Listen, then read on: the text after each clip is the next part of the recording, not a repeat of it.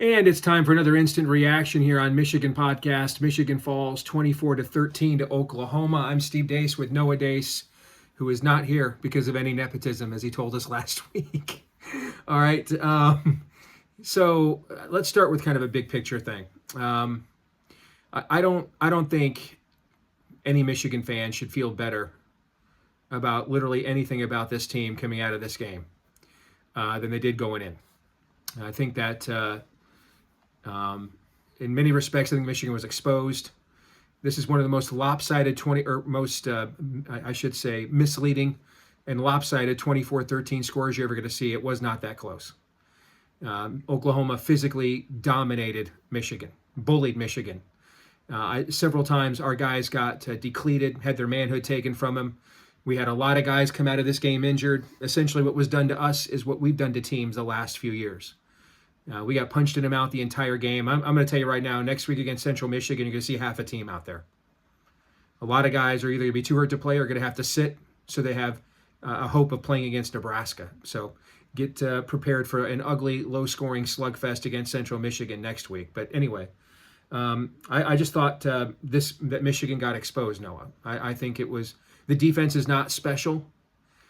John Mateer, I mean, first of all, whatever zone defenses Wink was playing at the start, guys were just wide open for Oklahoma from the jump.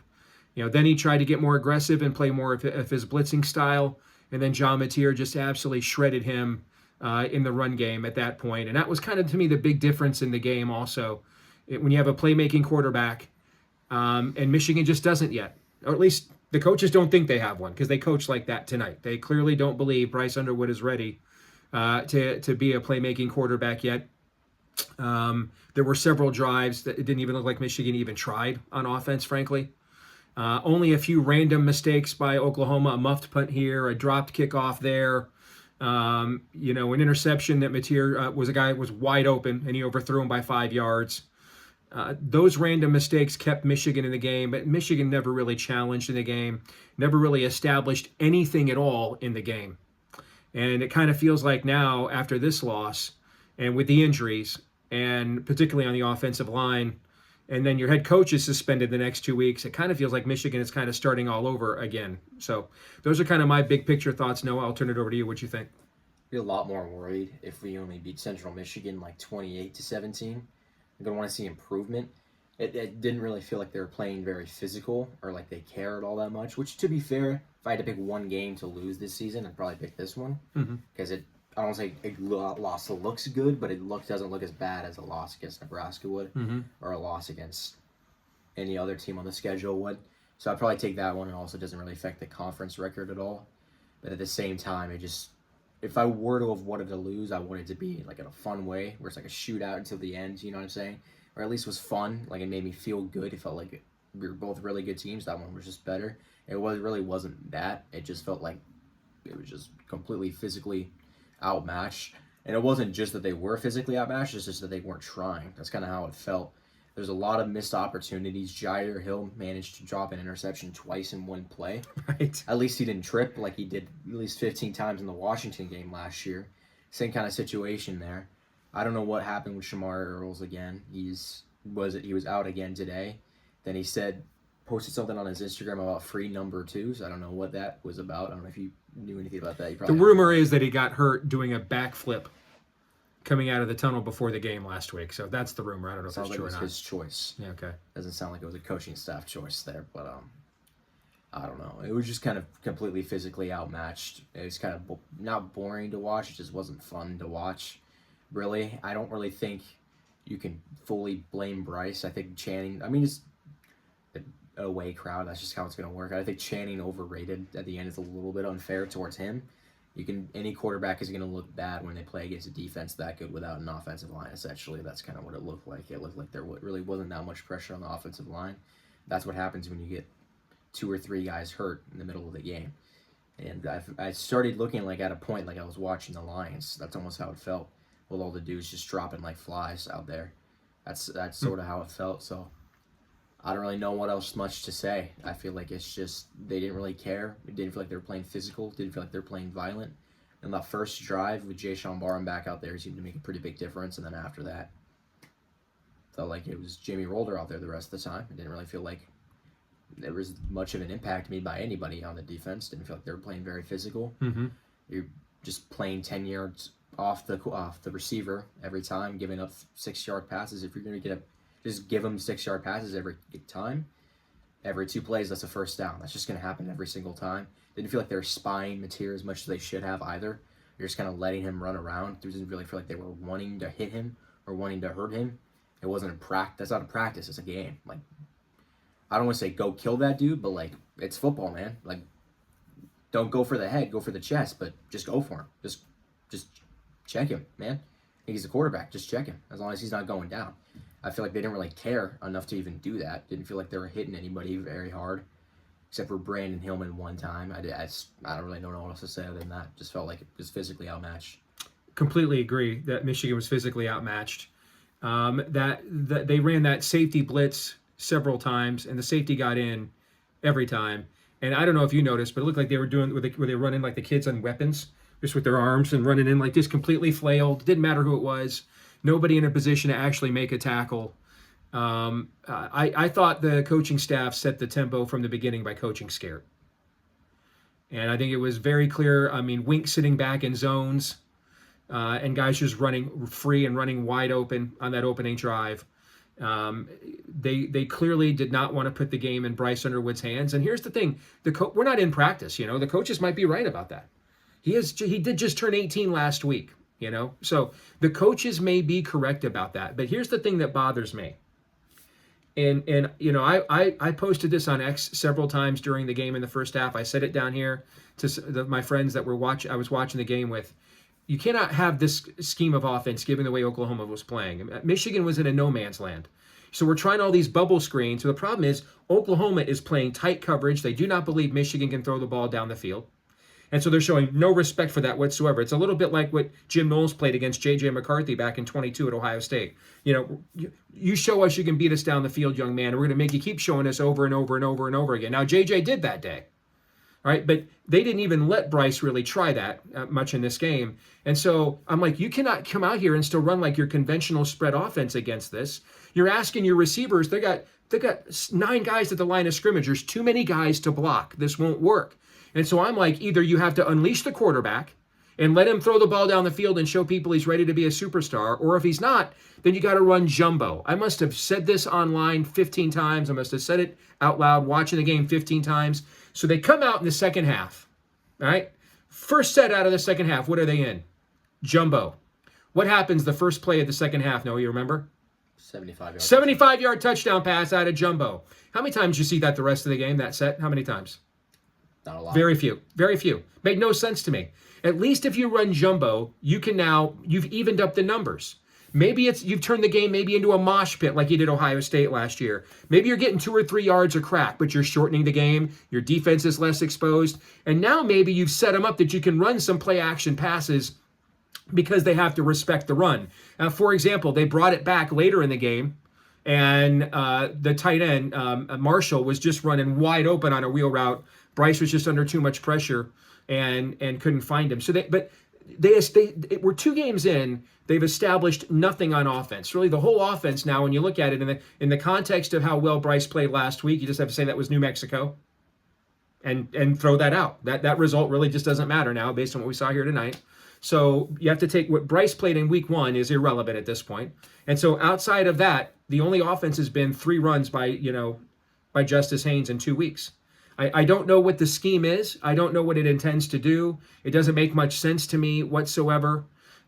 They came out and ran a lot of different things last week, which I loved because I thought maybe they were setting that up for what they were going to do this week. And then they didn't really show any of that randomness. There were very few RPOs. We saw several of them a week ago. Our coaches are just petrified of running the quarterback here. It doesn't matter who it is. If you're the starting quarterback, you're just not running the football here with Sharon Moore involved in the offense. That was true with JJ when he was the starter. That's just true here. Meanwhile, Oklahoma's got a multi-million-dollar quarterback out there of their own that they outbid the rest of college football to get out of the transfer portal. They're running him like crazy, man. And I think that set the tone from the beginning. Our coaches were petrified from the beginning. Sharon's out there doing all this rah-rah stuff before the game, but then we get out there before the game, man, and it was vaginal coaching in the first half. It was some of the softest, weakest coaching from Michigan I've seen since the 2019 Ohio State game.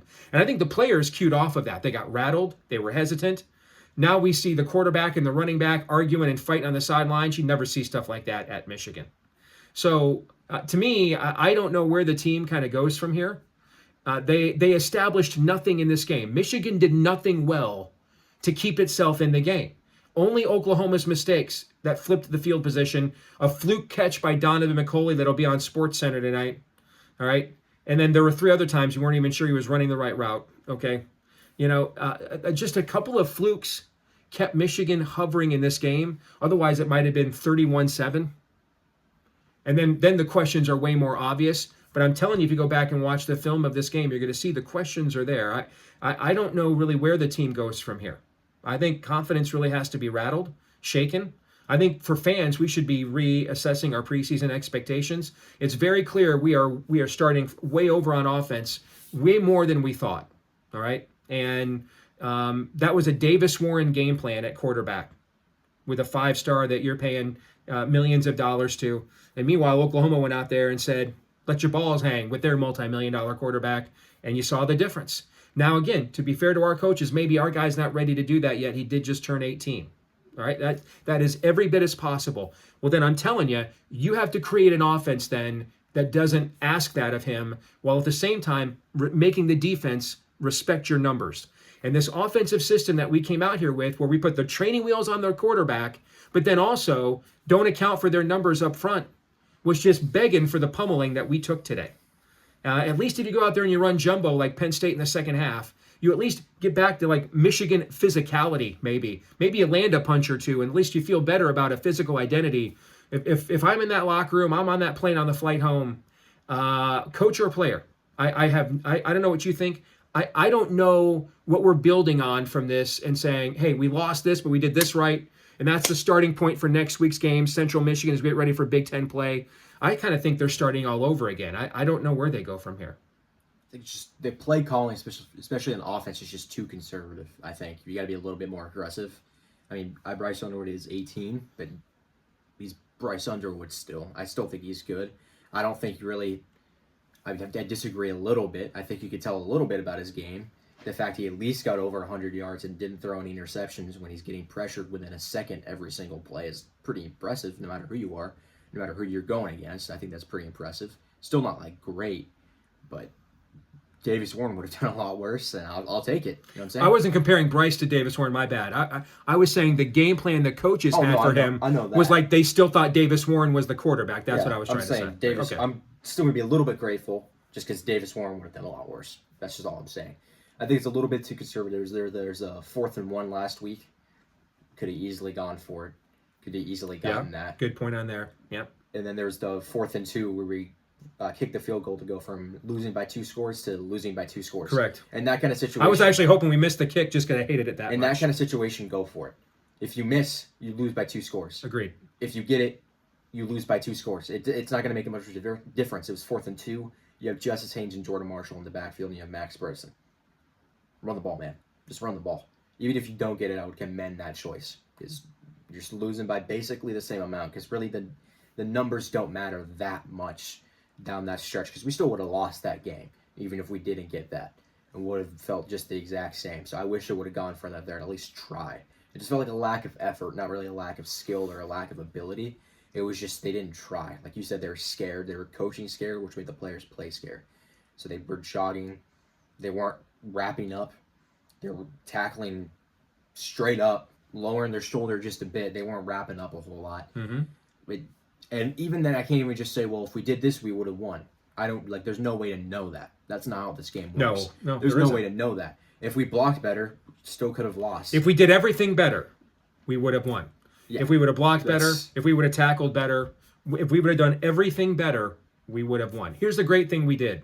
Wait for them to drop punts and kicks and recover the ball. We did that pretty well. It's small things that you need to fix.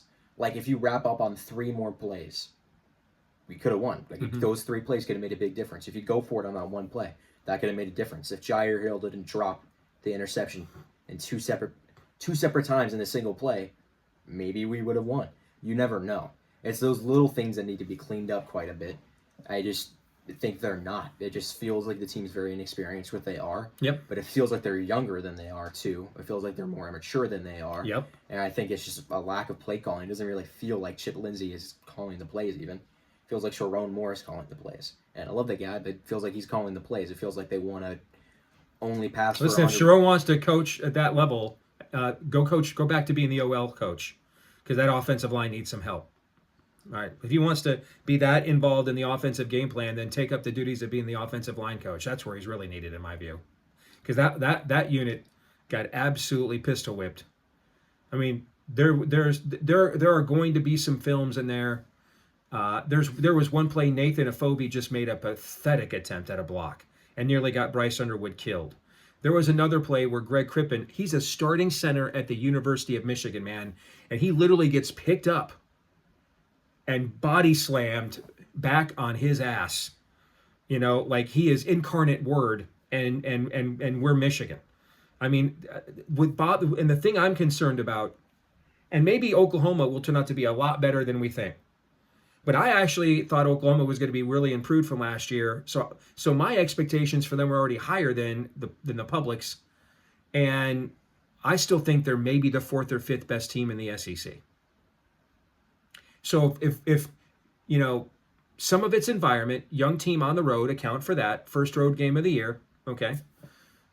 But if we're getting that physically dominated by kind of just a top 25-ish team, you know, top 15, top 25 team, I think maybe we need to recalibrate what we think about this season moving forward. The next 2 weeks are going to be some of the most interesting. I've been a Michigan fan now for 42 years. And the next 2 weeks are going to be very interesting. This level, let's talk about that looking ahead to the future for a minute before we sign off. But this level of a demoralizing loss, and then you don't have your head coach for the next 2 weeks. So it's kind of existential right now, man. You're searching for answers. Who are we? You know, and then you don't have your head coach the next 2 weeks. I've never seen anything like that at Michigan. And I think it's the next 2 weeks are going to be very telling. I don't really know what to expect. I don't. What are your thoughts? I really hate to say this, but is not having your head coach for the next 2 weeks a detriment, or is that going to help you? Like, whoever is the substitute guy out there, is he going to run the ball on 4th and 1, and the opponent's within the opponent's 30-yard line? He might, and it probably will work because you have Max Bredesen and then Justice Haynes and Jordan Marshall in the backfield. As opposed to kicking a field goal and make it a 2-score game when it was a 2-score game. Probably going to work. You know what I'm saying? That's just going to, I feel like that's not even a 50-50 type of play with that backfield. It just isn't. I think that's 70% or more likely you're going to get that, no matter how bad the offensive line, just because it's just those three guys are going to get that. I think that's just how it's going to go. So I don't know. Like I hate to say that, but is that going to be a detriment even in terms of the play calling ability? And just the timeouts, man. That I think we sort of lost even if we had them. That kills you. Why are we calling a timeout on 2nd and 1? Like how bad? And then when you got to call a timeout on 2nd and 15, just let the clock expire. That drive is over anyway. At least save that timeout, okay? Because we both know you're just running a couple of draws and putting the ball, right? So why waste a timeout just to do that, right? Yeah. Just poor decisions in crucial moments. I don't even want to say it was like all around just straight up dreadful. It's just when it mattered most, they weren't there, and then it seemed to have a lot of effort involved. Like it seems like it's a pretty good team that just didn't really seem to try.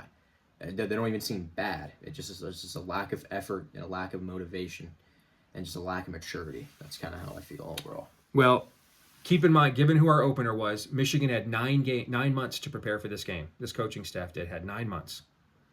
And that's what we saw. Yikes. All right, we're back at it again next week after the Central Michigan game. Thanks for tuning in here on Michigan Podcast. Until then, go Blue.